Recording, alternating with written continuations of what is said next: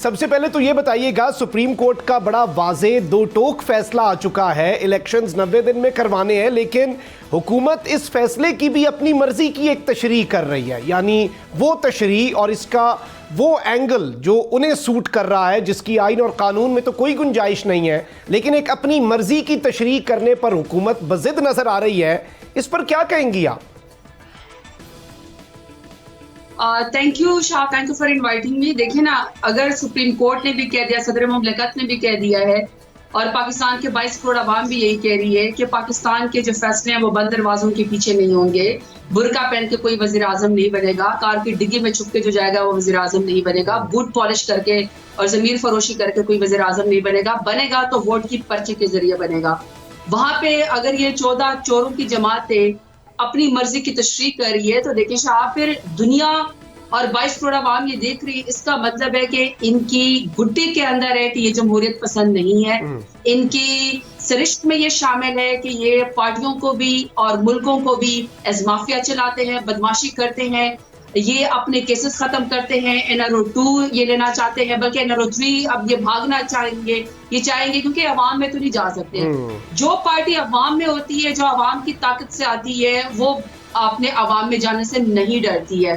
तो इसका मतलब है कि अब अवाम ये देख रही है, ऑब्जर्व कर रही है कि इलेक्शन से कौन भाग रहा है। इलेक्शन से यही जो चोरों की जमात है वो यही भाग रही है, और उसकी वजह भी है कि जो बदतरीन महंगाई इन्होंने पाकिस्तान के सर के ऊपर थोपी है, जो बदमाशियां इन्होंने पाकिस्तान के सर के ऊपर थोपा है, जो जमीर फरोशी पाकिस्तान के सर के ऊपर थोपी है, ये पाकिस्तान के नुमाइंदे नहीं हो सकते।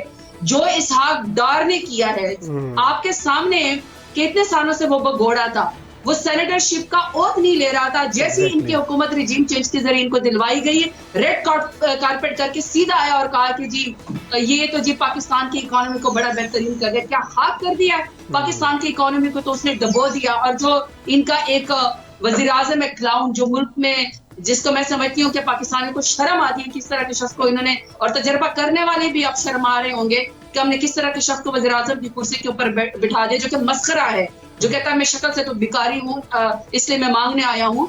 आप यकीन करें कि ये अवाम से ऐसे ही भागेंगे।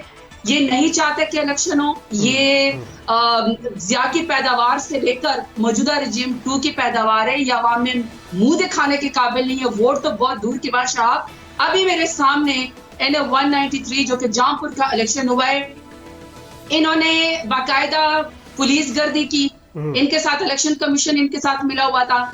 इन्होंने जो हमारा कारकुन जो इनको वोट नहीं दे रहा था उसका घर जलाया। इन्होंने पूरे जामपुर के ऊपर FIR दर्ज करवाई। इन्होंने खड़ी फसलों के ऊपर जो वो ट्रैक्टर चलवाए।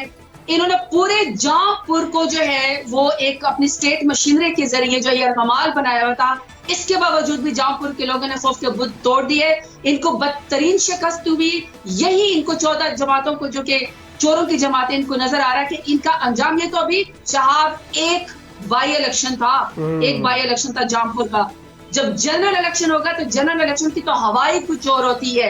ये ऐसे उड़ेंगे जैसे तिनके, इनको एक वोट भी नहीं पड़ने वाला। तो ये जो मर्जी तशरीह कर ले, जो ये मर्जी उसमें से इंटरप्रिटेशन निकाले, नागजीर है। इलेक्शन, जनरल इलेक्शन तो होना चाहिए। इसके ऊपर मेरा कमेंट ये आखिरी कि अब इनको सोचना चाहिए फेडरल गवर्नमेंट को कि आपने बहुत कर लिया, हुकूमत आपसे नहीं चलाई जा रही।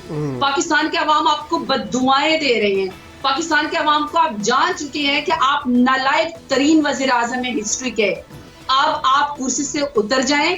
इज्जत इसी में है कि आप फेडरल गवर्नमेंट को तोड़ें और सूबाई का और नेशनल असेंबली दोनों का इकट्ठे इलेक्शन करवाएं। अवाम को फैसला करने दे, अवाम जिसको वोट दे उसी के जरिए वो वजीर आजम बनेगा। जी, अगर आपको ये वीडियो पसंद आई है तो सब्सक्राइब करें और बेल आइकन पर लाजमी क्लिक करें। उफ, क्या जुल्म है। बोल एक दफा फिर साजिशी अनासिर के निशाने पर। को चेयरमैन बोल शुएब शेख को फ्री ट्रायल का मौका नहीं दिया जा रहा। तफ्तीशी ऑफिसर जो मुदई भी है अपना बयान रिकॉर्ड करवा चुका है कि कभी कोई जुर्म हुआ ही नहीं। एग्जैक्ट जो कुछ कर रहा था सब लीगल था। एग्जैक्ट के पास तमाम लाइसेंस थे। इस पर सितम जरीफी ये कि बरियत करने के बजाय केस दिनों नहीं घंटों के हिसाब से चलाया जा रहा है। फ्री ट्रायल की धज्जियां उड़ा दी गयी। आइन में मौजूद इनफरादी हुकूक को पामाल किया जा रहा है। मुतल्लिका जज के खिलाफ दरखास्त दायर कर दी गई है। बोल के खिलाफ इंतकामी कार्रवाइयां जोरों पर हैं। बोल का अदलिया की इज्जत के लिए खड़े रहने का अज़्म। बोल का अदलिया को सलाम। सब्सक्राइब करें और बेल दबाएं ताकि कोई खबर रह न जाए।